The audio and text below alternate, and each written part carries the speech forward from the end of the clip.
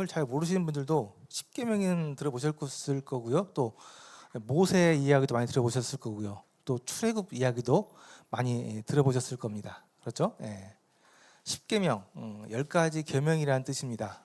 하나님께서 이스라엘 백성들에게 주신 10가지 계명이었습니다. 율법이라고도 얘기하고요. 법이라고도 얘기하고 그렇습니다. 그래서 사실 저 율법이라는 게 하나님께서 모세를 통해서 이 돌판에다가 이렇게 새겨서 주셨습니다. 그러니까 문자로 새겨서 주신 거예요. 그래서 상당히 오래된, 굉장히 오래된, 아마 가장 오래되지 않았을까 싶습니다. 이 하나님께서 주신 법, 법칙, 또 글자로 이렇게 적어서 주신 그 성문법이라고 하죠. 그래서 가장 오래된 성문법이 아닐까 싶습니다. 그래서 이제 하나님께서 주신 법입니다. 근데 이제 이게 더 놀라운 것은 하나님께서 주셨다는 것 때문에 더 놀라운 거죠. 우리도 그 법은 있습니다. 우리 법대로 살아가고 있죠. 부터 법을 지키면서 살아야 되고, 법을 안 지키게 되면 잘못하면 그 감옥에 가서 벌 받는 그런 일들이 있죠. 그래서 우리도 법이 있고 법 위에 헌법이 있고 그렇죠. 그런 것처럼 이것도 하나님께서 이스라엘 백성들에게 주신 법입니다. 법. 그래서 지금 이제 하나님께서는 이제 이스라엘이라는 나라를 만들어가고 있는 과정 중에 계시는데요.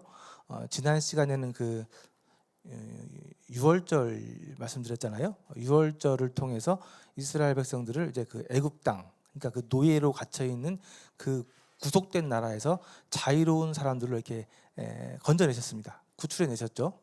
그래서 이제 그 사람들을, 그 이스라엘 사람들을 데리고 새로운 나라를 만들어야 되는데, 그 이스라엘 사람들을 이제 그들이 살 땅으로 하나님께서 그들을 이제 인도에 가십니다. 인도에 가시는 그 과정 가운데 중간에 이제 시내산이라는 곳에서 이 사람들을 모아서 그곳에서 이제 법을 주시는데, 그 법이 이제 십계명이 되겠습니다. 그래서 배우셨죠? 그 국가가 있기 위해서는 첫 번째 국민이 있어야 되고, 그다음에 영토가 있어야 되고, 또 하나 뭐가 있어야 되죠? 주권이 있어야 돼요. 주권.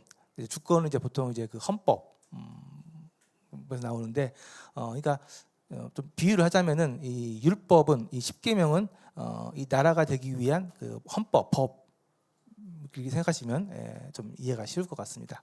그래서 하나님께서 하나님의 백성들에게 주신 이제 법, 율법이 되겠습니다. 그래서 그 십계명의 내용들도 살펴보고, 이 십계명의 의미, 또 십계명의 기능, 십계명이 우리에게 이 구속사역인 복음적인 의미에서는 어떤 의미가 있는지 좀 말씀을 좀 드리도록 하겠습니다. 자, 지도를 한번 보겠습니다. 이게 이제 그 출애굽 지도입니다. 너무 옛날, 너무나 오래전 일이라 이 지도가 정확하지는 않습니다. 그 당시 때 이 지도도 이렇게 생겼다는 그 것을 장담할 수는 없고요. 어쨌든 이제 대략 이 정도 되는 걸로 이렇게 예측을 하는데요. 이 고센 땅, 이집트의 고센 땅이라는 곳에서 출발해서요. 홍해가 어딘지 정확히 모르는데, 어쨌든 이 근처 어디 바다를 건너서 쭉 내려왔을 때 여기 시나이 반도에 시내산이라는 곳이 있습니다. 여기요? 시나이 반도 이쪽에 시내산이라는 곳이 있습니다. 그러니까 이제 여기를 보통 이제 학자들이 시내산이라고 보고 있는데, 사실 그것도 확실하지는 않습니다. 뭐 이쪽이라는 사람도 있기도 하고요. 어쨌든 이쪽이라고 생각을 하고, 이 시내산이라는 곳에 이스라엘 백성들을 이제 모아서 그곳에서 한 1년 정도 머물게 하셨는데, 그 시내산에서 하나님께서 모세를 시내산 꼭대기로 불러가지고 이 율법을 주셨습니다. 그 내용을 살펴볼 거예요. 자, 이스라엘 가보신 분들 계시는지 모르겠는데, 이스라엘 가게 되면 깜짝 놀라는 것 중에 하나가 이게 산입니다. 산. 어떻게 생각하세요? 이게 산이에요. 우리 상식에서 산은 푸른 산, 그죠? 나무가 있는 산 생각하시잖아요. 근데 이쪽에 가면 이게 산입니다. 풀 한 폭 찾아볼 수 없는 그냥 돌산입니다. 이게 산이에요. 그래서 여기가 지금 이제 그 보통 오늘날 이제 성지 순례 많이 가는 사람들이 가는 그 지금 호렙산, 시내산이에요. 여기 이제 걸어서 올라갑니다. 이집트 쪽에서 이렇게 걸어서 올라가는데 그 호렙산, 그 시내산 찍은 거예요. 자, 둘러보시니까 다 산이죠. 다 산입니다. 놀라운 산, 나무 한 폭이 없는, 풀 한 폭이 없는, 나무 하나 한 그루 없는 산, 이게 산입니다. 그래서 우리가 생각하는 그 산하고 개념이 다릅니다. 이스라엘에 있는 중동 지역의 산들은 다 이렇게 바비산이 되겠습니다. 이 산 밑으로 모은 거죠. 자, 시간적으로 보면은 1월 15일쯤에 이렇게 그 이집트를 나와가지고 두 달 만에 이 시내산에 도착하게 됩니다. 그래서 2달을 걸어서 이 시내산 밑에 도착하게 된 거고요. 이 시내산에 도착해서 약 11개월하고 5일을 있다가 다시 출발하게 됩니다. 이스라엘 백성들이 이제 그 애굽 땅을 나왔잖아요. 애굽 땅을 나와서 가나안 땅, 약속의 땅 가나안 땅으로 가야 돼요. 그 가나안 땅으로 가는 여정 가운데서 이 시내산에 먼저 도착을 하게 되는데, 이 시내산에서 약 11개월하고도 5일을 더 머물다가 다시 이제 가나안 땅으로 출발합니다. 그리고 뭐 결론적으로 그 이후에도 약 40년 동안을 광야를 삥삥 돌다가 이제 가나안 땅에, 약속의 땅에 요단강을 건너서 들어가게 되죠.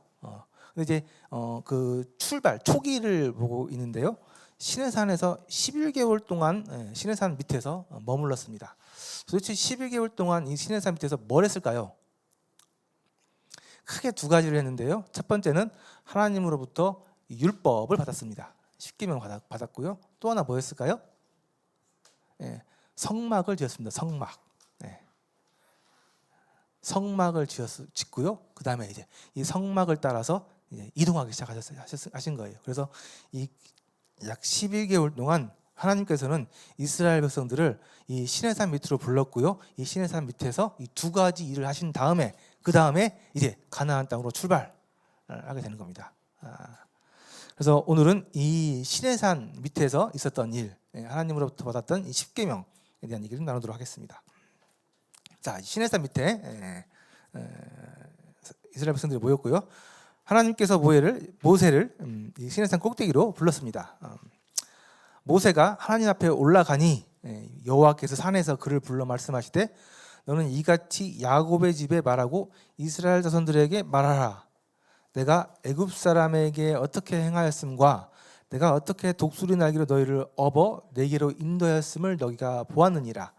세계가 다 내게 속하였나니. 하나님께서 어떻게 이스라엘 백성들을 이렇게 그 막강한 나라, 이집트란 나라에서 이렇게 불러냈는지, 어떻게 인도해냈는지 기억하라 얘기하시면서요. 이스라엘 백성들에게 이제 한 가지 언약을 하게 되는데요. 빨간색으로 쳐 있는 말입니다. 자, 너희가 내 말을 잘 듣고 내 언약을 지키면 너희는 모든 민족 중에서 내 소유가 되겠고 너희가 내게 대하여 제사장 나라가 되며 거룩한 백성이 되리라. 자, 하나님께서 이스라엘 백성들과 한 가지 계약을 이제 맺게 됩니다. 계약. 근데 이제 이걸 이제 계약을 성경에서는 좀 너무 좀 계약이라고 하면 좀 상업적인 것 같고 하니까 언약이라고 많이 이렇게 얘기를 합니다. 약속이죠. 쌍방간의 약속입니다. 하나님께서 이스라엘 백성들과 약속을 하셨는데 언약을 취하셨는데요. 너희가 내 말을 잘 듣고 내 언약을 지키면, 자, 이게 조건입니다. 이게 조건이에요. 너희가 내 말을, 그러니까 너희가 하나님 말씀을 잘 듣고 내 언약, 내 말씀을, 내 약속을 잘 지키면 어떻게 한다고요? 너희는 모든 민족 중에서 내 소유가 되겠고, 수많은 민족들이 있는데 그 민족들 중에 내 소유의 내 민족이 되겠다라는 거예요. 그리고 너희가 나에 대해서는 제사장 나라가 되겠다. 많은 민족들 중에 많은 민족들이 하나님 앞에 돌아오게 될 텐데 너희는 그 민족들을 대표하는 제사장 나라가 되게 하겠다라는 거고요. 또 거룩한 백성이 되게 하겠다. 거룩한 백성이 되게 하겠다. 하나님의 기준에 거룩한 백성이 되게 하겠다. 사실 놀라운 굉장한 축복입니다. 수많은 민족들 중에 하나님의 소유가 되게 하겠고 하나님의 제사장 나라, 제사장 신분이 되게 하겠고 또 하나님 기준에 봤을 때 거룩한 백성이 되게 하겠다라는 놀라운 굉장한 복입니다. 하나님께서 이스라엘 백성들과 이 언약, 이 계약을 맺으시려고 하시는 거예요. 그래서 이스라엘 백성들이 이제 하나님의 백성이 되고 제사장 나라가 되고 거룩한 백성이 되기 위해서는 어떻게 해야 되는 겁니까? 조건이 있잖아요. 조건이 뭐죠? 예, 내 말을 잘 듣고 내 언약을 지키면. 자, 그렇습니다. 이 조건이 성립이 되면 너희들은 내 백성이 되고 제사장 나라가 되고 내 거룩한 백성이 되겠다라는 겁니다. 자, 그러면 중요한 것은 이제 하나님의 말씀을 잘 듣고 그 언약, 약속을 지켜야 되는 거죠. 그죠? 그래서 그 언약이 뭐냐라고 나오는 게 이제 십계명인 거예요. 그래서 제가 그 십계명을 이야기해주고 있습니다. 자, 그래서 사실 이 십계명은 10가지 계명으로 만들어져 있는데요. 돌판 2개에 이렇게 적어주신 것으로 보입니다. 그래서 돌판 하나에는 4가지 계명이 적혀 있고 또 한쪽에는 6가지 계명이 적혀져 있습니다. 이 10계명을 이렇게 구분할 때 한쪽 1계명에서 4계명까지는 하나님 사랑에 대해서 이야기하고 있다. 그러니까 하나님과 사람의 관계에 대해서 얘기를 하고 있다라고 얘기를 합니다. 그리고 5계명부터 10계명까지 6개의 계명은 이웃사랑, 그러니까 사람들 간의 관계에 대해서 얘기를 하고 있다라고 이렇게 구조를 나눈다고 한다면 나눠집니다. 그래서 1계명부터 4계명까지는 그 내용의 그 주제가 하나님 사랑, 하나님을 사랑해야 된다라는 내용이고요. 5계명부터 10계명까지는 이웃사랑, 내 이웃을 내 몸과 같이 사랑해야 된다라는 내용입니다. 이게 2가지로 이렇게 나눌 수가 있어요. 그래서 오늘은 이 10계명 내용을 좀 살펴보도록 하겠습니다. 자, 출애굽기 20장에 나와 있습니다. 출애굽기 20장에 이 10계명의 내용이 나와 있는데 1절에서 2절까지는 이 10계명의 서문입니다. 서문이라서 이제 이 6계명을 시작하는 서문인데요. 하나님이 이 모든 말씀으로 말씀하여 이르시되 나는 너를 애굽 땅 종되었던 집에서 인도하여 낸 내 하나님 여호와니라 라면서 이 율법을 얘기해주고 있는 분이 누구신지 정확하게 다시 한번 얘기하고 있습니다. 나는 너를 그 애굽 땅 종되었던 집에서 인도하여 낸 네 하나님이다 라는 겁니다. 그래서 이스라엘 백성들은 이 하나님과 율법, 언약을 취하고 있다는 것을 얘기해주고 있습니다. 그러니까 이스라엘 백성들이 그 애굽에서 나올 때 어마어마한 일을 경험했거든요. 사실 우리가 뭐 이렇게 안 경험해서 이렇게 체감할 수 없는데 이스라엘 백성 입장에서는 그 큰 나라가 그 어마어마한 나라가 하나님 앞에서 무참하게 무너지는 모습을 봤습니다. 그러니까 이 하나님이 어떤 분이신가 굉장히 사실 실감하고 있는 상태인 거예요. 그리고 그 하나님이 이 이스라엘 백성들을 어떻게 인도해냈습니까? 홍해를 건넜습니다. 홍해를 건넜어요. 홍해. 말이 홍해지 그 바다를 건넜다는 거거든요. 걸어서 바다를. 이게 우리 그 혹시 이집트 왕자 영화 보셨어요? 네. 사실 이게 우리가 이렇게 말로 들으니까 실감이 안 나지만 생각해 보십시오. 그 수많은 사람들이 바다를 쫙 갈라가지고 바다를 이렇게 걸어서 건넜다고 생각해 보십시오. 이 하나님이라는 분이 어떤 분이라고 생각이 들겠어요. 그러니까 이 상태에서 이 사람들은 지금 이 굉장한 하나님과 이 언약을 맺고 있는 겁니다. 나는 너를 애굽 땅에서 건져낸 그 종되었던 집에서 건져낸 하나님이다 라는 것을 명확하게 선언하시고 10계명을 말씀해 주셨습니다. 자, 첫 번째 계명은 너는 나 외에 다른 신들을 내게 있게 하지 말아라. 그러니까 이제 하나님만 섬겨라. 다른 신들을 섬기지 말아라. 하나님만이 유일한 신이다 라는 것이 제 1계명입니다. 우리에게는 너무나 당연한데 그 당시 때에는 너무나 이상한 말입니다. 각 나라마다 각 민족마다 신들이 있었고요. 믿는 그 종교들이 있었습니다. 근데 다 필요 없고 하나님만이 유일한 하나밖에 없는 신이다라는 겁니다. 놀라운 선언이죠. 그래서 강력한 신, 유일한 신, 하나님이 유일한 신이신 것에 대해서 말씀하시면서 너희는 이 하나님만 믿어야 되고 하나님만 섬겨야 된다라고 이야기하고 있는 것이 1계명입니다. 자, 이 계명 지킬 수 있을까요? 자, 생각해 보세요. 이스라엘 백성들이 이 계명 잘 지킬 수 있었을까? 생각해 보십시오. 자, 이 계명 너를 위하여 새긴 우상을 만들지 말고 위로 하늘에 있는 것이나 아래로 땅에 있는 것이나 땅 아래 물속에 있는 것에 아무 형상이든지 만들지 말며 그들에게 전하지 말며 그것을 섬기지 말아라. 이게 무슨 개념이냐? 우상을 만들지 말아라 라는 겁니다. 우상. 우상을 만들어 가지고 이걸 신이라고 절하지 말아라. 근데 눈에 보이는 그 우상뿐만 아니라 사람들 마음속에 품고 있는 하나님 외에 다른 내 마음을 뺏는 내 우선순위 최고에 있는 우상 만들지 말아라. 그런 우상을 만들지 말고 그런 우상들을 따르지 말아라. 사람들은 정말 우상을 잘 만들어냅니다. 사람들은 그 마음 가운데 하나님이 안 계시면 각자 하나의 우상은 다 가지고 있습니다. 어떤 우상들 갖고 계세요? 젊은 사람들은 외모 지상주의, 예뻐지려고 하는 게 최고, 그죠?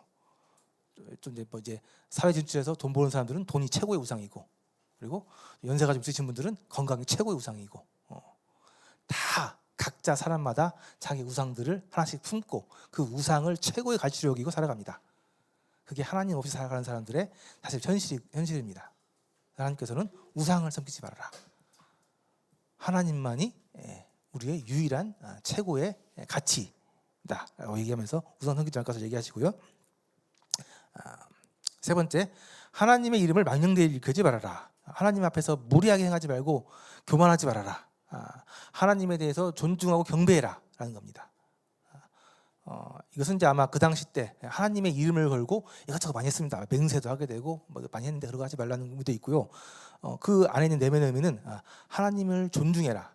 하나님에 대해서 무례히 행하지 말고 경배해라 라는 의미가 있습니다. 그래서 오늘날 하나님을 망령되게 이렇게 하는 사람들 많이 있죠.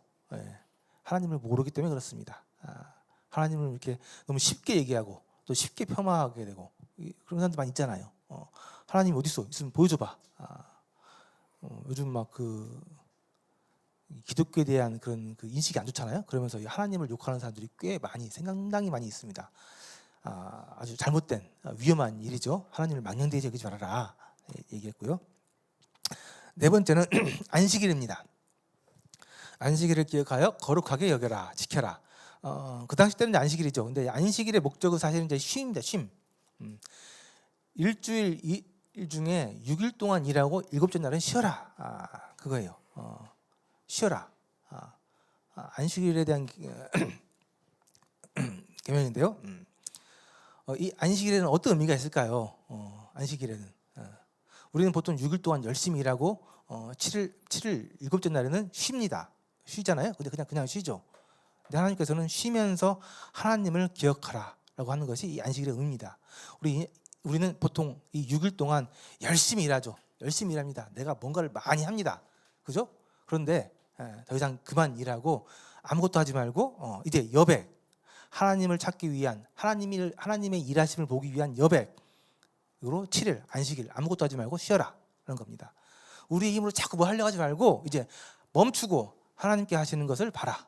하나님께서 하시는 일을 집중해라 라는 의미를 주신 것이 이 안식일, 여섯 번째 쉬는 날의 의미입니다. 그래서 이 안식일은 하나님만을 경배하는 시간, 하나님만을 생각하고 하나님 앞에 나아가는 시간이고요. 실제로 사회적으로도 그 당시 때는 약자들에 대한 배려였습니다. 종들이나 동물들도 마찬가지죠. 매일 계속 일하면은 지쳐 쓰러지니까 하루 정도는 쉬게 해주기 위한 하나님의 약자들을 위한 배려이기도 했고요. 사실 이 안식일에는 하나님의 형상과 비슷한 겁니다. 하나님도 창세기 때 보시면은 6일 동안 일하시고 7일째에는 7째 날에는 쉬셨어요.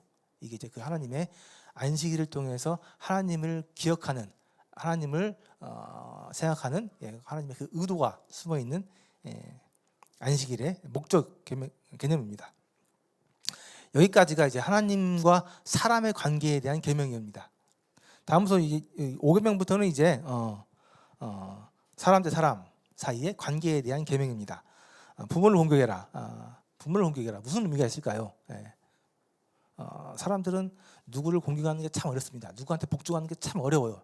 하나님께서는 이 부모를 공경하라는 너무나 당연한 이 계명을 통해서 질서를 얘기합니다. 질서를.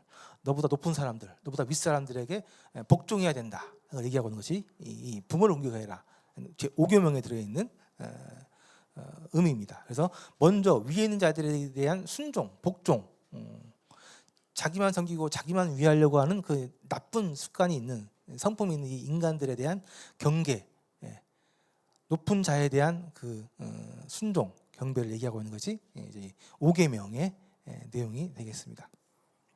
6계명 살인하지 말아라. 이것은 이제 인간 생명에 대한 존중을 이야기하고 있습니다. 이 생명이 얼마나 큰 가치가 있는지 생명을 존중해야 되는 것을 얘기를 하고 있는데요. 왜 그러냐면은 사람의 생명은 동물의 생명과 다르기 때문에 그렇습니다. 사람의 생명은 하나님의 형상으로 지어진 특별한 생명이기 때문에 이 생명의 가치를 중요하게 귀하게 여겨라 라는 그런 의미가 있는 것이 6계명 생명 존중에 대한 계명입니다. 7계명 간음하지 말지니라 순결과 정결에 대한 계명입니다. 하나님께서는 거룩하신 것을 좋아하시고 거룩하신 분이십니다. 그래서 이 하나님의 이 거룩을 얘기하고 있는 순결과 정결에 대한 계명이 7계명 되겠습니다. 8계명 도둑질하지 말아라. 이거 이제 소유권의 문제 개념이거든요. 하나님께서 주신 것에 대해서 인정하고 그것을 존중해라. 나에게 주신 것, 우리 이웃에게 주신 것, 이것은 하나님께서 그들에게 허락하신 것이기 때문에 너희들이 이것을 마음대로 빼앗거나 취하는 것은 옳지 않다. 그래서 이 하나님께서 주신 이 소유권에 대한 문제에 대한 계명, 함부로 이웃의 것을 빼앗지 말고 인정해라 라는 것, 상대방의 소유권을 인정해라 라는 계명이 이제 8계명 되겠습니다. 그다음 내 이웃에 대해서 거짓 증거하지 말지니라. 거짓말하지 말라 이렇게 얘기도 하는데요.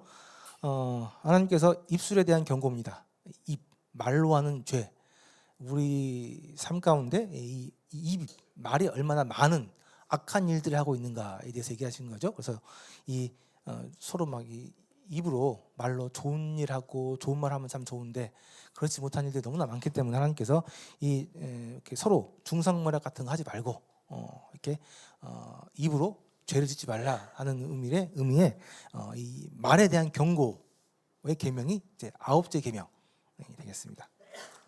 마지막으로 10번째 계명, 내 이웃의 집을 탐내지 말지니라. 아까 뭐 도둑질하지 말라는 거랑 비슷한 것 같은데 그것은 이제 고의로 빼앗지 말라는 의미고요. 이 10계명은 이 탐욕의 우리 내면의 문제를 얘기하고 있습니다. 내 이웃의 것을 탐내거나 이렇게 가지려고 하는 악한 마음을 품지 말아라. 우리 마음이 악한 걸로 자극을 받지 않게 탐심, 욕심이 일어나지 않게 내면을 다스려라. 내면에 일어나는 이 악한 것도 죄다. 그래서 얘기하고 있는 거면서요. 이 탐내지 말아라.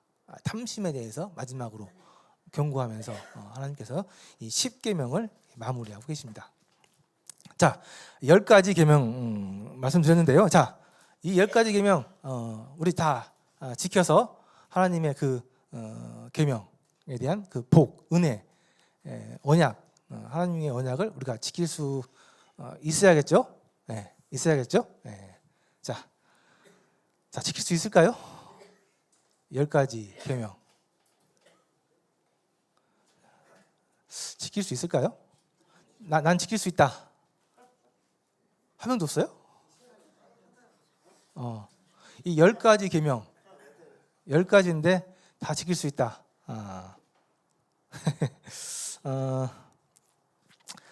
이 10가지 계명 사실 이 10가지 계명을 이스라엘 백성들은 지켰을까요? 못 지켰을까요? 네, 못 지켰습니다. 지키기 어려웠겠죠. 못 지켰어요, 사실. 그럼 하나님께서 도대체 이 계명을 왜 주셨을까요? 지키지도 못할 거. 예? 영어로요? 예. 그냥 사진일 뿐입니다. 자, 한번 생각해 보셔야죠. 아니 하나님께서 지키지도 못할 거 왜 주셨을까요? 그래서 율법은 사실 결론적으로 말씀드리면 율법은 지키라고 주신 것은 아닙니다. 하나님께서 아시죠. 못 지킨다는 거 아십니다. 그래서 사실은 이 율법은 하나님의 거룩하심과 우리 사람들의 한계를 깨닫게 하기 위한 목적으로 주셨다라고 얘기합니다. 하나님은 이 정도 기준이야. 하나님의 거룩은 이 정도 기준이야. 근데 너희들은 이거 지킬 수 있어? 하나님의 거룩하신 기준과 사람들의 한계를 깨닫게 하기 위한 목적이다라고 얘기하고 있습니다. 그래서 율법은 사실 지켜서 언약을 이렇게 성취하는 게 목적이 아니고요. 율법의 기능은 총 이렇게 세 가지로 보통 얘기를 합니다. 거울이라고 그래요. 거울. 인식의 기능. 하나님이 어떠한 분이시고 나는 어떤 존재인가. 하나님 앞에서 내가 어떠한 한계를 가지고 있는지 깨닫게 하는 거울. 율법의 내 삶을, 내 실체를 비춰봤을 때 내가 어떤 존재인지, 내가 어떤 상태인지 깨달을 수 있게, 볼 수 있게 하는 거울의 역할을 한다라는 것이 이제 율법의 첫 번째 기능입니다. 가장 중요한 기능이죠. 그래서 하나님께서는 이 이스라엘 백성들에게 율법을 주신 목적 자체가, 이유 자체가 이것을 잘 지켜서 내 복을 받아라 하는 게 아니고, 이 율법을 통해서 하나님이 어떤 분이시고 너희들이 어떤 존재인지, 너희들의 한계가 어디 있는지 이것을 깨달을 수 있게, 알 수 있게, 볼 수 있게 거울의 개념으로 주셨다라고 하는 것이 사실 결론적인 내용입니다. 그래서 하나님께서는 이스라엘 백성들이 이 율법, 이 십계명 못 지킨다는 거 아셨어요. 그래서 이것을 이제 구약이라고 하잖아요. 못 지킨다는 거 아셨습니다. 그래서 하나님께서 나중에 지킬 수 있는 새 계명을 주시기로 약속하시고요. 사실 아까 제가 말씀드렸죠. 시내산에서 11개월 동안 이스라엘 백성들이 시내산에서 있으면서 두 가지 일을 했다고 했습니다. 하나는 율법을 받은 것, 또 하나가 뭐라고 그랬죠? 성막. 다음 시간에 성막에 대해서 좀 얘기를 말씀드릴 텐데요. 성막의 역할이 뭔가요? 성막의 역할은 율법을 못 지킨 사람들을 구제해 주는 역할입니다. 율법을 못 지켜서 죄를 지은 사람들, 그 사람들을 구제해 주는 방법, 구제해 주는 기능을 하는 것이 성막의 일입니다. 그래서 하나님께서 율법을 주시면서 성막을 주셨다는 그 의미는 이스라엘 백성들이 이 율법을 다 지킬 수 없다는 것을 이미 알고 주셨다는 겁니다. 그래서 사실 결론적으로 이 율법은 이렇게 거울의 역할을 하게 됩니다. 사람들이 자신의 상태를 하나님의 기준과 비춰봤을 때 자신의 상태를 깨달을 수 있는 거울의 역할. 자, 거울의 역할. 자, 율법에 우리 자신을 비춰봤을 때 그럼 우리의 실상은 무엇입니까? 십계명을 지킬 수 있다, 못 지킨다? 못 지킨다. 십계명을 도저히 지킬 수 없다. 그래서 우리가 하나님의 계명을 지켜서 하나님의 의의 기준에 만족할 수 있다? 다 할 수 있다? 아니요, 불가능하다. 거울, 우리의 상태, 우리의 한계를 보여주는, 깨닫게 하는 역할을 하는 것이 율법입니다. 자, 아셨어요? 자, 여기 지금 율법 몇 가지 다 지켜가지고 하나님 앞에 나 거룩합니다, 나 깨끗합니다 얘기할 수 있는 분 없다니까요? 없어요. 그래서 이거 하나는 확실합니다. 우리가 우리 힘으로 하나님 앞에 거룩하다고 얘기할 수 없다. 이거 하나는 확실해져. 이거 아니다, 나는 지킬 수 있다, 그렇지 않다라고 하시는 분 계세요? 자, 오늘 십계명의 얘기는 확실하게 얘기해 주는 게 이거 하나입니다. 이거 정확하게 아셔야 돼요.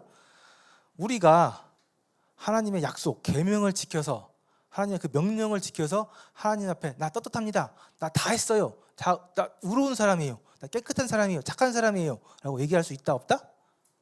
없다. 이건 인정하셔야죠. 이건 정말 사실이잖아요. 그죠? 그래서 십계명이 얘기해 주는 건 그겁니다. 안 돼. 너희들은 십계명 지켜서 나한테 내 의에 도달할 수 없어 라고 얘기하고 있는 것이 이 십계명입니다. 자, 하나는 확실했습니다. 우리의 힘으로, 우리의 인격이나 우리의 성품으로 하나님의 그 계명을 지킬 수 없다. 하나님의 의에 도달할 수 없다. 이거 확실한 거예요. 이스라엘 백성들이 이 십계명 앞에서 확실해졌습니다.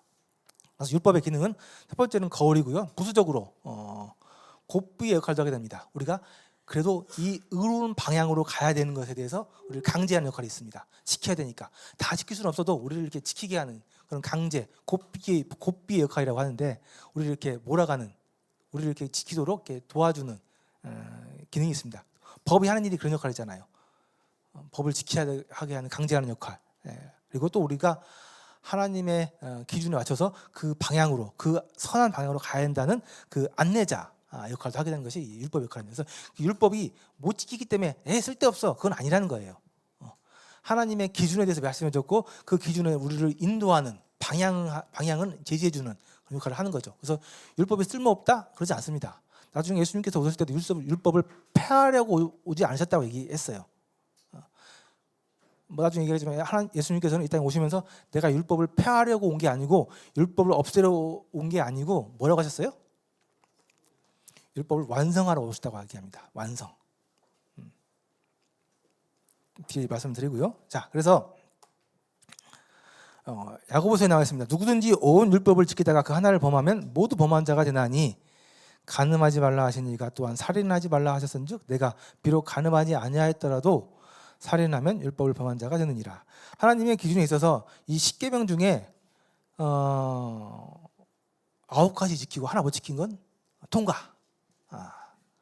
10가지 중에 8가지 지키고 2가지 못 지켜도 통과. 그러나 그 절반 밑으로 지키는 것은 탈락. 그런 하나님의 기준이 있을까요? 아니요. 하나님은 그렇게 이렇게 거룩하신 분이십니다. 그렇게 이렇게 할 수 있는 없는 분이에요. 조금도 용납할 수 없습니다. 이 거룩하지 않은 거에 대해서. 그래서 하나님의 그 거룩에 이르기 위해서는 10가지면 10가지 다 지켜야 되는 거예요. 그래서 난 간음은 안 했어. 너 살인했잖아. 그럼 어쩔 수 없는 겁니다. 이 하나님의 기준을 얘기하는 거예요. 사실 우리야 100점 못 맞아도 80점 넘으면 또 합격시키고 그러는데 그렇지 않다는 거예요. 하나님의 기준은 다 지켜야 되는 거예요. 그러니까 불가능한 거죠. 사실 우리 다 따져보면 10가지 중에 한 4-5가지는 지킬 수 있잖아요. 그러죠. 근데 10가지는 힘들죠. 근데 하나님께서 세우신 그 기준은 10가지를 다 지켜야 되는 기준입니다. 하나님은 너무나 거룩하신 분이기 때문에 이 잘못된 죄에 대해서 조금도 용납할 수가 없어요. 그만큼 거룩하신 분이기 때문에 그렇습니다. 그래서 하나님께서는 당신의 기준을 양보하거나 이렇게 내릴 수 없습니다. 그래서 이 10가지를 다 지켜야 하나님 앞에서 의롭다고 인정을 받을 수 있습니다. 그래서 결국은 그렇습니다. 결국은 로마서 3장에 나와 있는데요. 기록되기를 의인은 없으니 하나도 없고 깨닫는 자도 없고 하나님 찾는 자도 없다. 모두 곁길로 행해 다 쓸모없게 됐다. 선을 행하는 자가 없으니 하나도 없다. 이게 이제 하나님의 선언입니다. 의인은 없다. 의인. 깨끗한 사람은 없다. 하나님 앞에서 하나님 기준에 맞는 도달하는 의인은 없다. 하나도 없다. 이게 결국 하나님의 선언입니다. 아니다. 나는 의인이다. 아니다. 나는 의인 봤다. 그 사람은 의인이다. 그런 사람 혹시 있어요? 아마 없을걸요? 없습니다. 그래서 의인은 없습니다. 하나도 없습니다. 모두 곁길로 행해서 다 쓸모없게 되어버렸다고 얘기하고 계십니다. 하나님 앞에 선을 행하는 자가 하나도 없다. 하나님을 찾는 자도 없고 이것을 하나님을 깨닫는 자도 없다. 얘기하고 있는 것이 하나님의 결론입니다. 그래서 오늘 이 10계명을 통해서 하나님께서 우리에게 해주신 말씀은 이 말씀이에요. 의인은 없다.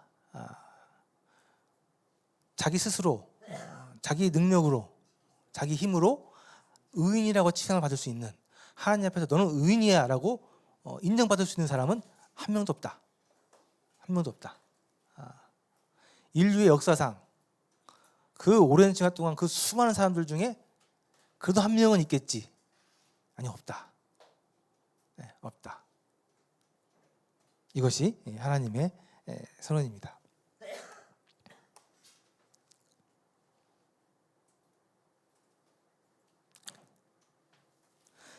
로마서 3장 19절 20절에 보실까요?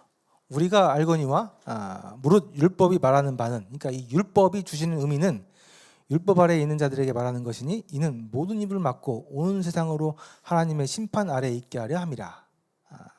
모든 사람의 입을 막고, 저는 깨끗해요, 저는 의로워요, 이런 사람들 입을 싹 막고 하나님의 심판 아래, 너는 죄인이다 라고 얘기하는 우리 아래, 심판 아래 있다라는 것을 얘기하는 거고요. 그러므로 율법의 행위로 그의 앞에 율법의 행위로 율법을 지키는 것으로 그의 앞에 하나님 앞에 의롭다 하심, 의롭다는 인정을 받을 수 있는 육체가 없다. 율법으로는 뭐를 깨닫는다?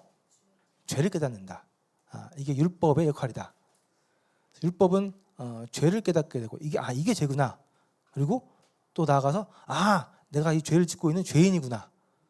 죄를 깨닫게 하는 것이 율법이다. 율법은 죄를 깨닫는 것이다.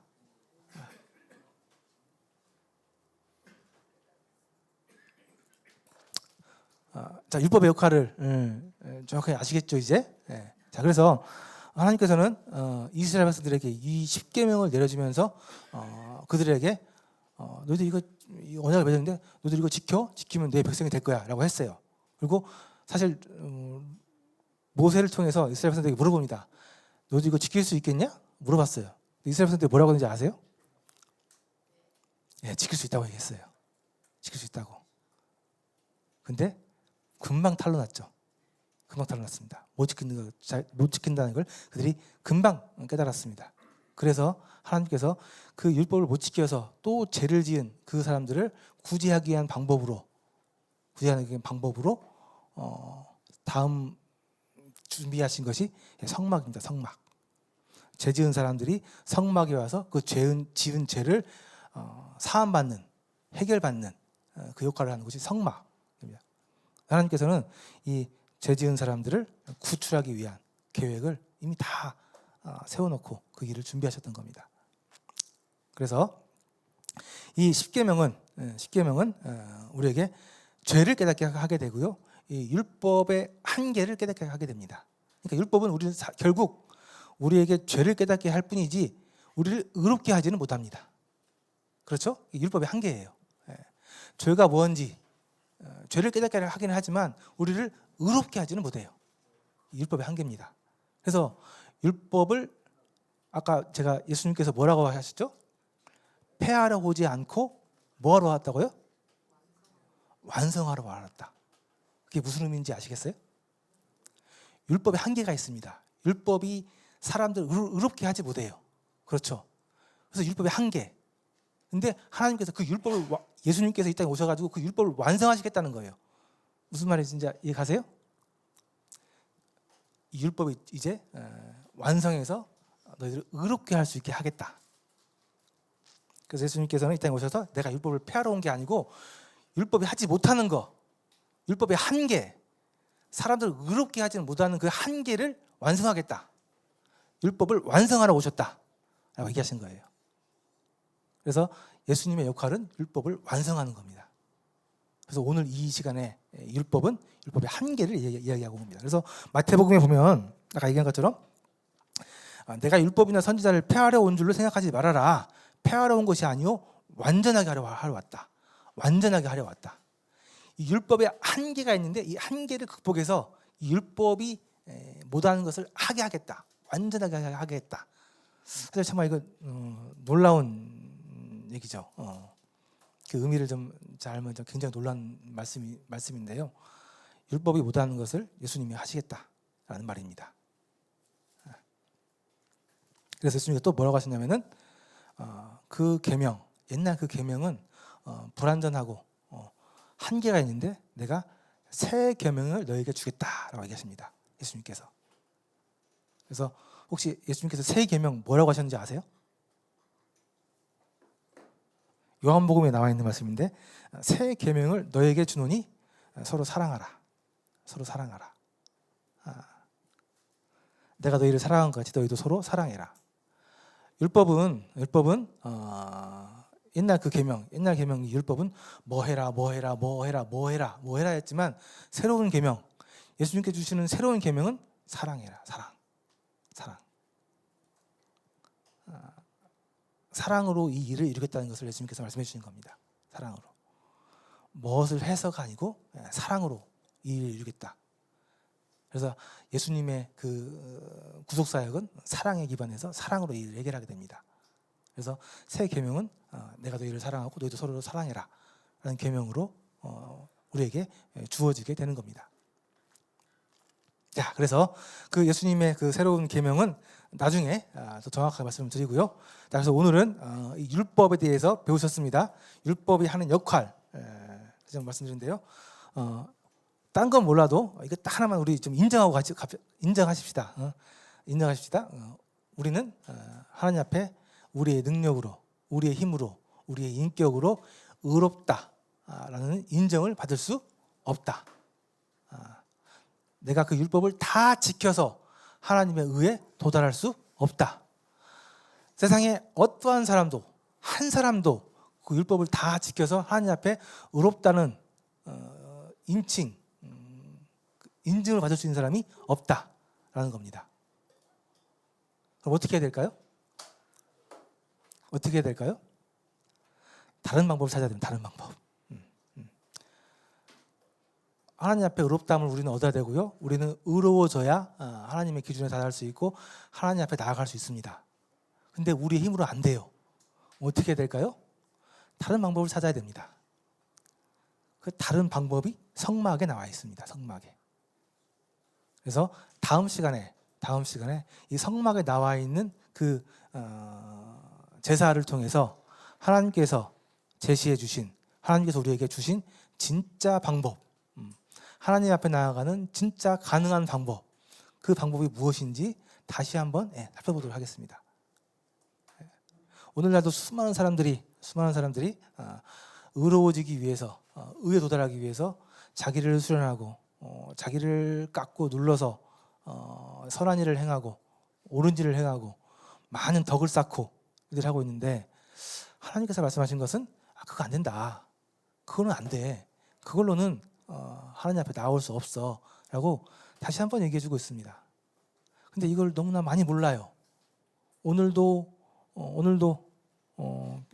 심지어는 교회에서도 이 하나님의 복음의 말씀을 잘 이해하지 못하고 주일성수 잘 지키고 헌금 잘 내고 기도 많이 하고 착한 일 많이 하면서 하나님 앞에 자기 의를 인정받으려고 노력하는 사람들, 이 안타깝죠. 교회 안에도 이런 사람들이 아직도 많이 있다는 겁니다. 교회 밖에 나가면요, 그 수많은 절에서 그 막 절하고 수행하고 또 선한 일 하는 그 수많은 사람들, 나 정도면 착하게 살았지, 나 정도면 법 잘 지키고 살았잖아, 남에게 해코지 안 하고 나름 착하게 살았던 사람들 다 자기 기준에 의해서 나 정도면 뭐 하나님 이 정도면 괜찮지, 나 같은 사람이 천국 가야지, 어떤 사람이 천국 가, 이렇게 생각하는 사람들 정말 안타깝습니다. 그렇죠? 그걸로는 하나님 앞에 나아갈 수 없다라는 것이 하나님의 선언입니다.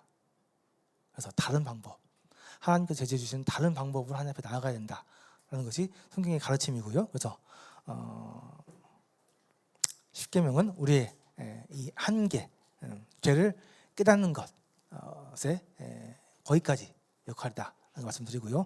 다음 시간에 이 성막의 이야기를 통해서 하나님께서 제시해 주신 다른 방법, 그 다른 방법은 내 힘이 아니라 다른 도움을 통해서 의로워지는 방법에 대해서 하나님께서 제시해 주신 그런 방법을 살펴보도록 하겠습니다. 그래서 다음 시간이 중요하겠죠. 이게 다음 시간이 진짜니까요. 그래서 다음 시간에도 참석하셔서 다음 시간에 그 성막에 대해서 한번 살펴보도록 하겠습니다. 자, 그러면 기도하고 오늘 마치고요. 식사하도록 하겠습니다.